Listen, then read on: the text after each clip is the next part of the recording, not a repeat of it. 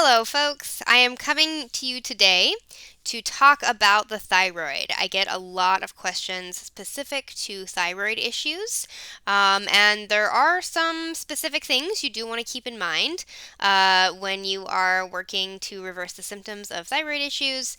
Now, that being said, of course, I'm always going to bring it back to the foundations that I always talk about, so follow up with other videos I have on here where I talk about some of the things that I mention more specifically. But I did want to give an overview of the topic of the thyroid. But first, very quickly, I have officially announced the date of my book launch. So it's going to be coming available January 23rd. It's called Rebuild Yourself, and it has six support protocols in it designed to help you heal your brain and your nervous system naturally. So I'm not going to do a pre-sale. From what I've been seeing, sometimes it is actually better just to have something come available on a specific day because if enough people buy it in that first week, you can sometimes get onto those Amazon bestseller lists. And so instead of having, pre-sales spread out over a period of time, I am just going to have it available come January 23rd and hopefully get a lot of folks to buy it that first week so it gets up on those bestseller lists. So yeah, let's do this. Mark your calendars. Make sure you're on my mailing list so you get email reminders and announcements. And onto the thyroid. So, I'm going to be talking about all different types of thyroid dysregulation, basically, right? Because the thyroid can become dysregulated in a number of ways. One way would be low thyroid or hypothyroidism. One would be high thyroid or hyperthyroidism. And then, of course, there is the autoimmune form of both low and high. Now, ultimately, the same root causes apply for all of these manifestations of thyroid issues. But, obviously there may be some specific indications depending on which one of those you have. I'm mostly going to be talking about low thyroid and the autoimmune form of low thyroid, which is Hashimoto's. I'm going to talk a little bit about the high thyroid and autoimmune form of that, which is Graves'. But I mostly see low thyroid in my practice, so that's what I'm going to be focusing on. So first of all, as I tend to say, always go by symptoms. Labs can be normal and you still functionally have low thyroid, and that needs to still be addressed. So, part of this is because thyroid issues are very complex. The thyroid itself is a very complex organ, and there are a lot of factors that go into the manufacturing of thyroid hormone in your body. And so generally when a conventional doctor orders a thyroid test, they're going to test one thing. And so you're just going to come back with one number, one lab marker. And that's actually one of the least accurate ways to measure your thyroid function. And I am by no means a thyroid specialist. So if you really want to get your thyroid tested, you really need to go see a functional medicine doctor that specializes in thyroid issues, and they're going to do a comprehensive thyroid panel that has depending on, how intense they're going to delve into this, 4, 5, 6, sometimes 7 different markers on it that they are measuring about different stages of the conversion of the thyroid hormone and how much is being uptake by your body, and if there's any antibodies that can indicate autoimmunity. There's going to be so many factors involved, and even sometimes it's the ratios between these numbers, right? Something may look in the normal range, but you can tell by how the numbers are related to each other there's something weird going on. So if you want to do labs, you really have to do it right, and you have to get a specialist. I am not one of those people. I know some basic things about, some of the numbers on a thyroid test, but I am not an expert at interpreting those tests. That being said, I usually assess by symptoms. And so if I'm seeing someone with very common symptoms of thyroid issues, I will work to support those with the foundations that I use, for every client anyway. So let's talk about what those symptoms might be.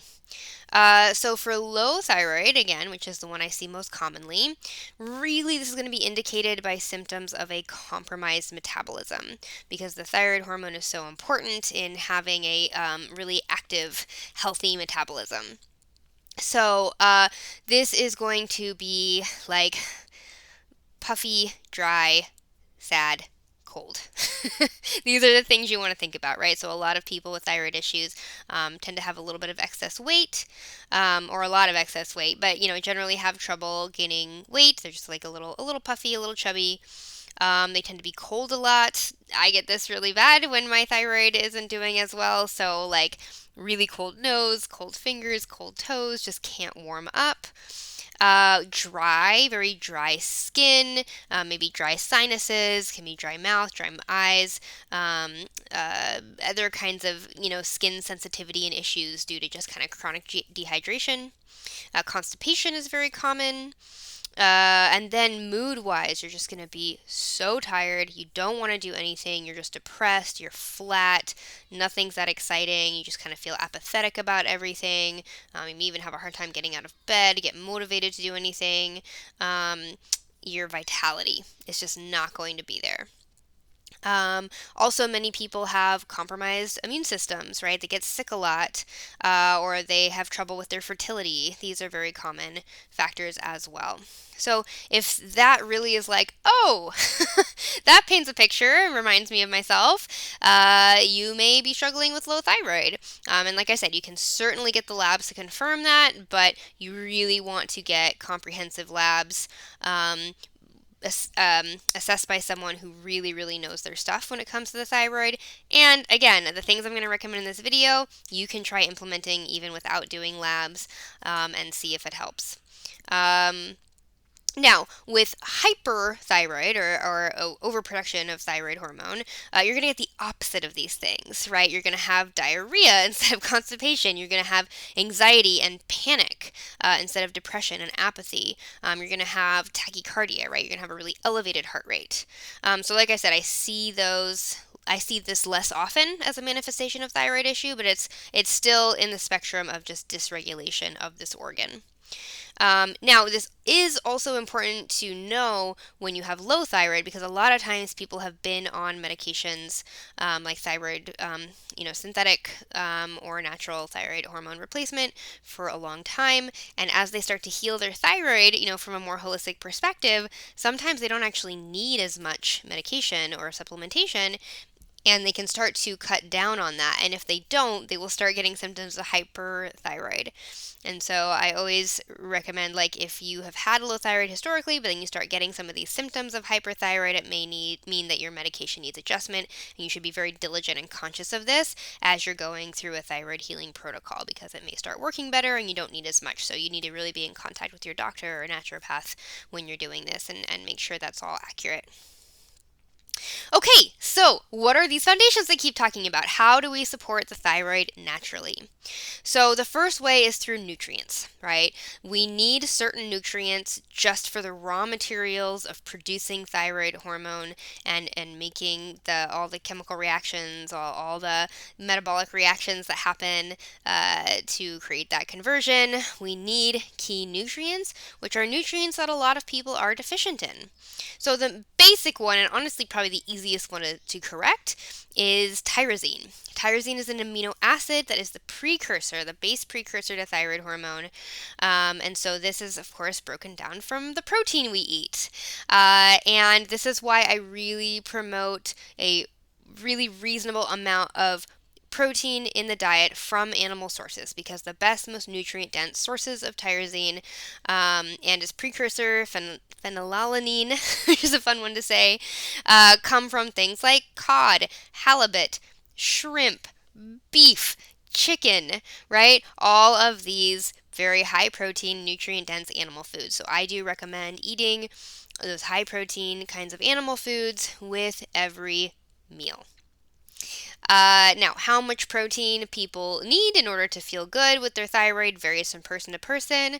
The absolute minimum anyone should be eating in terms of protein is about 60 grams of protein a day. That's not 60 grams of meat, that's 60 grams of protein a day, right?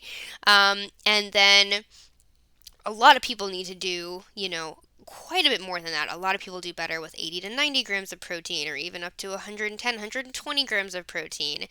So, I mean, anything in that range is totally reasonable. Some people do even higher than that. For a lot of people, sometimes I do higher than that. I'll go through phases where I really am craving super high protein, but it really depends on the person. So, you have to self experiment, but you need to be prioritizing animal proteins in the diet. So, the other big thing that is super important for the thyroid are minerals.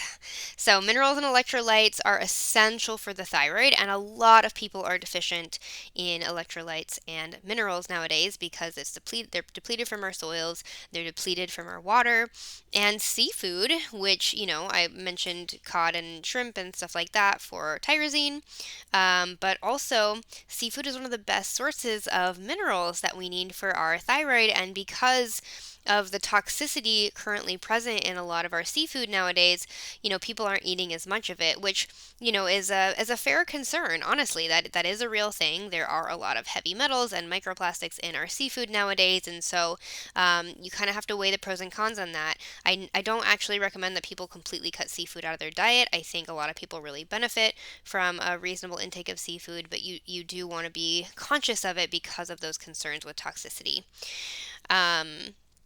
So, because of that, because we kind of want to moderate our seafood intake, and because our water and our soil is generally very depleted of minerals these days, this is a really big concern. So, the two baseline minerals we need three minerals that we need for baseline thyroid production would be zinc, selenium, and sodium. And a lot of people are deficient in these. So I often do recommend that people do supplement for a while, at least for 3 to 6 months, maybe a year to kind of refeed these nutrients. But then ideally we can maintain that with diet long term. So, things like oysters and other kinds of seafoods are great sources of these minerals. But again, you want to be conscious of that. Things like lamb and beef are good sources of this too. And then honestly, organ meats. And, to be perfectly frank, a lot of people with thyroid issues do really well with a fair amount of liver in their diet. And I know for a lot of people this is hard to stomach or, conceive, but it can make such a difference with symptoms that it really is worth trying. I do have a YouTube video all about organ meats that will help give you ideas, but learning how to make a liver pate is a great way to get it in. You can do freeze-dried, organ supplements if you want, but I tend to find that it's better, if you're just eating the real thing. Sodium, obviously, we get from salt, and so I do really recommend that people really do a lot of sodium in their diet in the form of unrefined salt, so like Himalayan pink salt or Celtic sea salt or something like that. Um, we often have been programmed into thinking salt is bad and being very sparse with our salt, with kind of the low sodium craze that happened, but really that's from refined salt that you find in processed foods. Unrefined salt that you are putting on your home cooked meals is not causing the problems that processed food with salt is.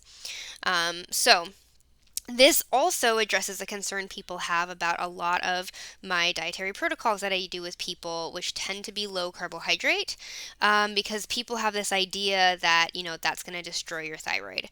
And this is a huge, huge myth. Generally, what happens is people will switch to a low carb diet. And their thyroid lab numbers will go down because when you're on a low carbohydrate diet, you actually need less thyroid hormone, right? Just like a lot of times you actually need less nutrients overall, like you need less vitamin C when you're on a low carb diet, right? So if your numbers go down, but you feel the same or better, don't worry about it. Your body knows what it's doing. If you switch to a low carb diet and you do feel worse, there's a couple things. One is that you're not eating enough salt, because salt is actually way more important than carbohydrates for the thyroid. And so make sure you are eating like a tablespoon of salt a day, if not more. Some people need 2 tablespoons of salt a day or more than that even. So really get your salt in. Make sure you're drinking enough water, getting hydrated in that way.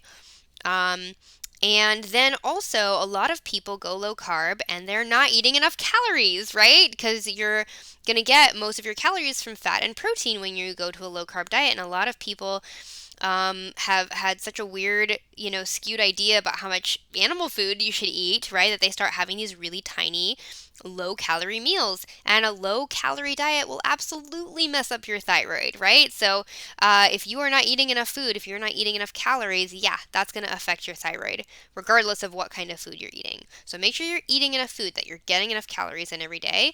And the last thing is that a lot of people go low carb, but they kind of get into this paleo no man's land, right? Where they're eating high protein and they're kind of eating moderate fat and they're kind of eating moderate carb, and their body doesn't know what to get energy from. Right? So a lot of people, when they go low carb, they actually do better going fully ketogenic for a period of time. And when you're eating, moderate protein, moderate to high protein and high fat, and low carb, then your body has a clear energy source, right, from the fat. And this is really the best thing I see for people with thyroid issues who are trying to go low carb. So just a little aside to keep that in mind. Now back to minerals. The last mineral I really want to talk about is iodine.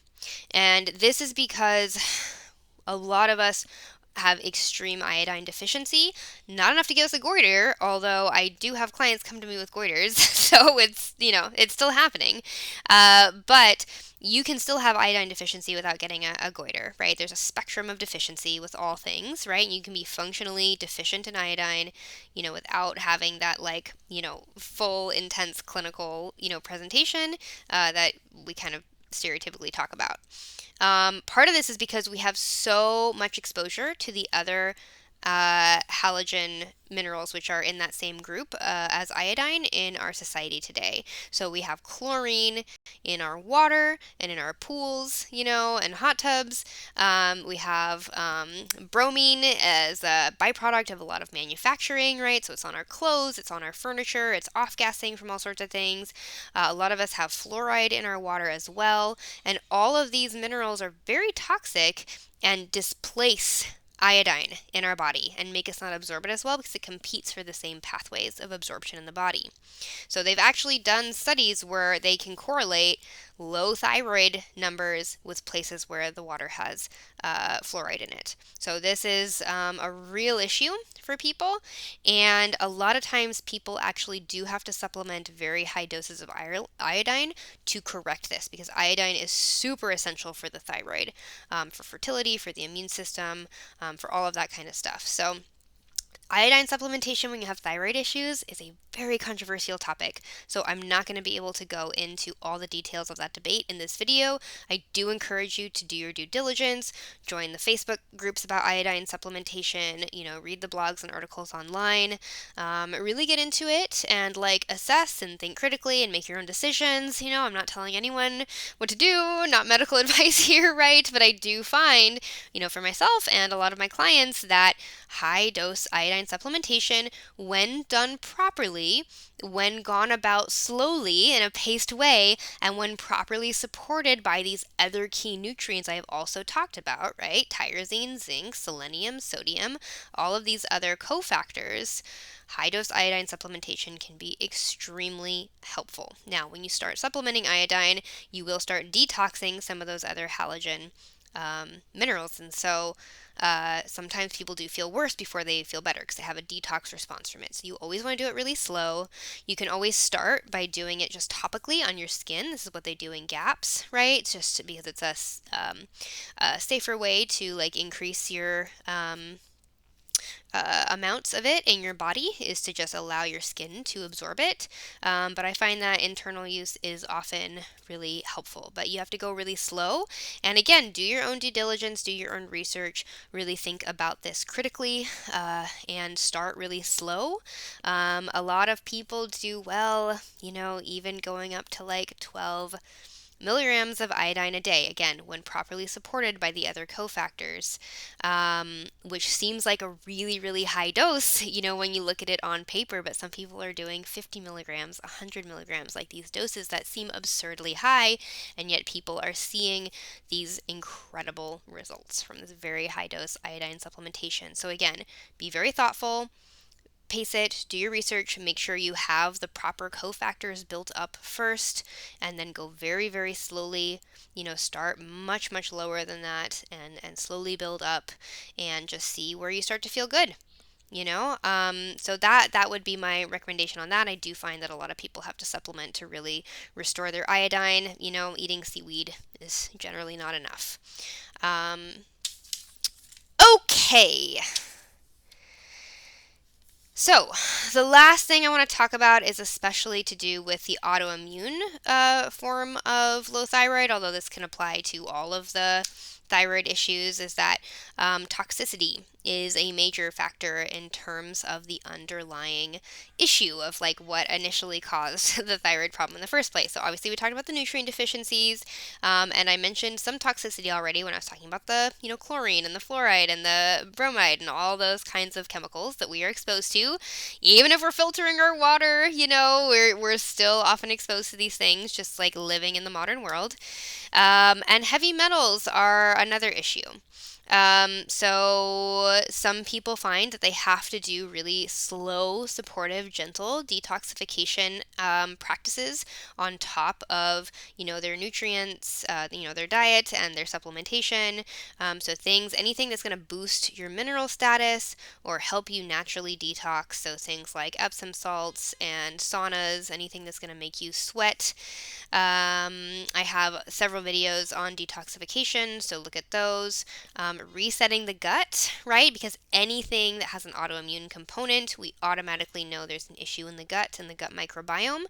And so sometimes the issue that the immune system is fighting in the thyroid is actually toxins, from gut dysbiosis that has gotten up to your thyroid. And so you definitely want to rebalance your gut. Again, I have extensive videos on how you go about balancing the gut microbiome. And then oxalate toxicity is another issue that sometimes is associated with thyroid issues, especially if you have thyroid nodules. A lot of people don't realize that a lot of thyroid nodules are calcium oxalate deposits, and that is part of what is inhibiting your thyroid function. So what I would say is really work on nutrition first. Really make sure you are getting those key nutrients in your diet. I do recommend a low carb or a ketogenic diet, at least for a period of time, to get you going, and really make sure you are emphasizing the nutrients that we talked about, perhaps even supplementing some of those nutrients for a period of time to really refeed it. See if that alone will help. And then if you still feel like you're struggling, you might want to add more regular gentle detoxification practices. You may want to do a full gut reset to see if that will help. And you may want to look into oxalate toxicity, especially if you have thyroid nodules. So that would be my best recommendations around the thyroid. I hope that was helpful. And yeah, feel free to leave comments with other topics that you want me to discuss. I think I'm getting pretty close to the end of my list. Okay, take care, you guys.